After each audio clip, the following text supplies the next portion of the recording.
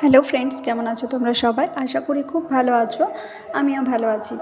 আর এখন এই যে রেডি হয়েছি, দেখতে পেলে মা মেয়ে দুজনে বড় আর কি। তো তিনজনে মিলে বেরোচ্ছি।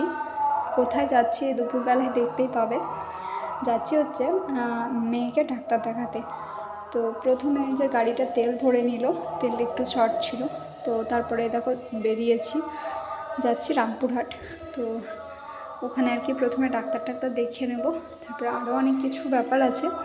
ব্লগটা দেখতে থাকো, তাহলে বুঝতে পারবে। তো এখন বাজছে ওই 3টে সাড়ে 3টে মতো। তো এখন বেরিয়েছি, প্রচণ্ড রোদ। তো ডাক্তার দেখানো হয়ে গেছে। ডাক্তার দেখানোর ওখানে ভিডিও তোলা সম্ভব হয়নি। তো তারপরে দেখো আমরা অ্যাকোরিয়াম একটা কেনার ইচ্ছা আছে বহুদিন ধরে, তো সেই জন্য একটা দোকানে গেছিলাম।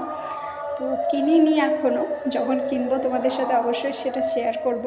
তবে এখন আমরা একটু খোঁজ নিতে গেছিলাম সে ব্যাপারে। সে দোকানে গিয়ে দেখলাম খুব সুন্দর সুন্দর অ্যাকোরিয়াম, তার সাথে অনেক রকমের রং বেরঙের পাখি, যদিও নামটাম ঠিকঠাকভাবে জানা নেই কী পাখি। তো খুব সুন্দর লাগছিল দেখতে, তাই ভাবলাম তোমাদের সাথে এই জিনিসটাও শেয়ার করি। তো খোঁজ নিলাম, যেহেতু কিনলেই তো হবে না হঠাৎ করে, অনেক কিছু জানার ব্যাপার থাকে। তো সেই সব হয়ে গেল। তারপরে দেখো এলাম, বাড়ি আসার পথে একটা দোকানে দাঁড়ালাম। আর এটা হচ্ছে আমার হাজব্যান্ডেরই আর কি একটা বন্ধুর দোকান। তো এখানে অনেক কিছু কেক, পিৎজা, বার্গার সমস্ত কিছু পাওয়া যায়। তো বাড়ির জন্য নিলাম প্যাক করে, আর ওখানে একটা আইসক্রিম খেলাম।